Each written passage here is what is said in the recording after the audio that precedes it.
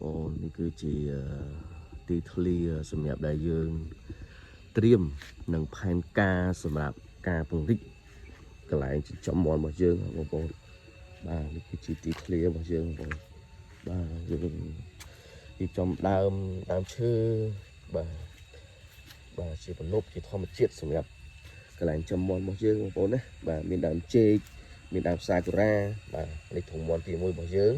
ទីទៀតទ្រុងមាន់ទី2បាទបន្ទាប់ទៀតយើងដាក់មកជួរកន្លែងនេះបងប្អូនបាទយើងដាក់មកជួរកន្លែងនេះហើយបាទនៅកន្លែងនេះទៀតបងប្អូននេះនៅកន្លែងនេះទៀតបាទនេះសិតតែទីធ្លាសម្រាប់មាន់បងប្អូនណាបាទយើងចាប់ដើមពីតូចប៉ុន្តែគោលដៅយើងធំក្តីសម័យយើងធំ